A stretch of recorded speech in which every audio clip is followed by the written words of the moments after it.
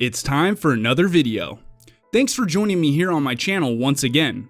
Today I've decided to do something a little different.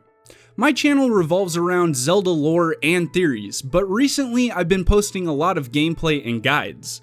So to mix it up before I put out my first Breath of the Wild theory after beating the game, I thought it would be nice to post a side quest guide mixed with some juicy lore. While traveling to Zora's domain, you may have come across a few monuments recounting the history of the Zora. One thing I noticed is that these monuments are spread all over Zora's domain in somewhat of a loose order. A total of 10 monuments can be found, and a side quest is even attached to them with a reward of 1 diamond after finding each one of them. The quest can be picked up underneath the throne room in Zora's domain by talking to this Zora here. Today I'll be showing you all the locations of these monuments and reading the first 7 of them. Please excuse me if I pronounce any of the names wrong, as I'm horrible at it. With that said, let's get into it. The first monument can be found just before Ludo's Crossing, and it reads, "The Eternal Zora's Domain. The rains have blessed Lanayru since ancient times, with an abundance of pure, clean water. Seeking a bounty of such water, the Zora gathered there. Thus, as the legends go, the domain was born 10,000 years ago. The land was also rich in ore, and so a unique form of stone masonry was developed to create our new home. The domain is one giant sculpture, a feat of architecture that has drawn admirers the world over. Our great domain will ever stand as a hallmark of the esteemed artist who made it, an eternal symbol of Zora pride." To the right of the first monument and down a ledge, you can find the second piece of Zora history, a reservoir of hope. Once every 10 years, the Lanayru region experiences unusually heavy rainfall. The Zora River flooded every time. The tides damaged not only our domain, but our people, washing away poor souls and causing great suffering and disarray. The Zora king at that time, after seeking aid from the king of Hyrule, rode out to see what could be done. By joining the architectural genius of the Zora and Hyrule's technological prowess, East Reservoir Lake was swiftly built. Thanks to this fruitful partnership, Hyrule was no longer plagued by these devastating floods. In gratitude, the Zora king promised the king of Hyrule to manage the reservoir level to protect all of Hyrule from floods. Each Zora king has kept that oath, spanning 10,000 years. That is why the reservoir signifies our bond with Hyrule. The third monument can be found down by Rudo Lake on the west side of the domain. Miracle of the White Scale. Our scholars say that in the distant past, Zora's domain had a king with no special talent for the art of war. What he lacked in skill with the blade, he made up for in love for his people, and especially love for his queen. One day, news reached the king of a horde of monsters gathering in the Zodaban highlands. The king steeled himself for war to protect his people, but the queen knew how ill-suited for this task he was. Worried for his life, she wove one of her own scales into his armor, hoping that her love would protect him in battle. It seemed for a time that the tide of battle favored the Zora and that all would make it safely home. But the cunning Lizalfo's general saw an opening and seized it, driving the king's forces into a corner. Just when the general's sword was ready to crash down upon the king, a miracle took place. An errant sunbeam reflected from the scale of his armor blinded the Lizalfos, stopping the death blow from falling. This was the chance the king needed to rally his forces and turn the tide, taking down the general and securing victory. This came to be known as the Miracle of the White Scale, a scale that only female Zora possess. It was this miracle that began the tradition of Zora princesses crafting armor for their future husbands. On to the fourth monument. This one can be found near Ludo's Crossing on the side of Ruto Mountain. The Light-Scaled Trident. The queen and I were blessed with a daughter, as lovely as a jewel. We named our princess Mipha. To celebrate her birth, the smithy Dento presented Mipha a gift, a mighty spear called the Light-Scaled Trident.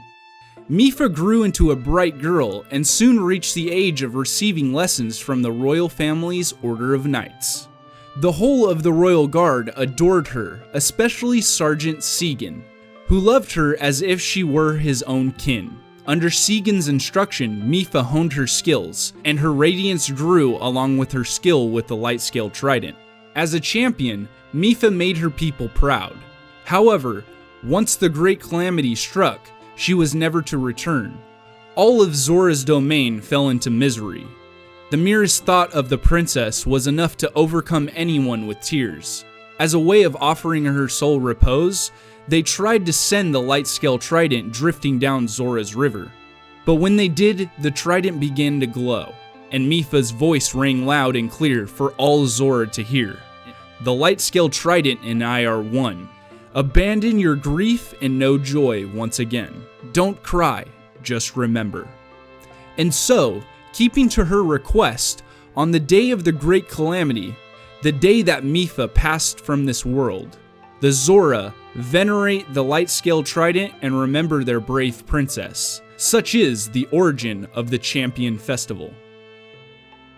Number 5 is located by Vah Ruda's final resting place, near Zodaban Highlands. This monument is by far the most interesting out of them all, and may help some of you with the timeline placement of this game. The Sage Princess Rudo. Long, long ago, in a past more distant than even the Great Calamity or the creation of the divine beast Vah Ruda, there was a Zora princess named Rudo. We know that she was an attendant to the Zora patron deity, and that she was a fair and lively girl, beloved to all. Around the same time, an evil man with designs on ruling the world appeared, bringing disaster upon Zora's domain. It is said that Rudo then awoke as a sage, facing this foe alongside the Princess of Hyrule and the hero of legend. Her achievements are remembered not only by the Zora, they are forever etched in the history of Hyrule. The divine beast Vah Ruda, built ages later to face off against Calamity Ganon, was named in honor of Rudo. That the Zora princess, my sweet daughter Mipha, was chosen to pilot Ruda is surely the work of fate. Part 6 of the Zora's history is located in between Rutala Dam and the road leading to Zora's domain. After this one, the placement of these monuments gets a little out of whack. Divine Beast Vah Ruda.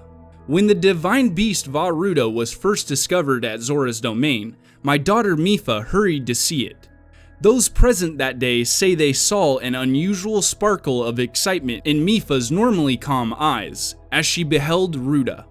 The princess spoke of the divine beast as she would a friend, and was overjoyed when she was chosen to pilot Ruda. I thought nothing of it at the time, but given the events that followed, I now regret allowing this to happen. I have spent many long years consumed by guilt. My dearest wish is that her soul will know peace. I pray for it every day. The 7th monument is off the side of the road closest to Zora's domain. It can also be seen under the throne room. Don't ask me why they have 2 of them. The hero who defeated the Lynel. This one is a bit choppy, so a rough translation of it is that there was once a Lynel who threatened the land, but one Hylian named Link drove him back and restored peace to the domain. The Zora helm won during the battle rests near Toto Lake in remembrance of the hero Link's heroic efforts. Its location is north of this monument. 8, 9, and 10 are all recent events in the history of the Zora. You can find them on the map when I show the markers if you'd like. I won't be going over them here as they are just added character info for King Dorephan, Sidon, and the Zora who created these monuments. Feel free to stick around and read off the last 3 if you'd like. Once you have completed the side quest and found every monument, head back under the throne room and turn it in for 1 diamond. Hope this helped most of you find every monument in Zora's domain, and I hope you learned a little bit of lore regarding the Zora tribe. Thank you all for watching, and stay tuned for more Breath of the Wild content coming soon. Remember to like, comment, subscribe, and have a great weekend, everyone. Peace out.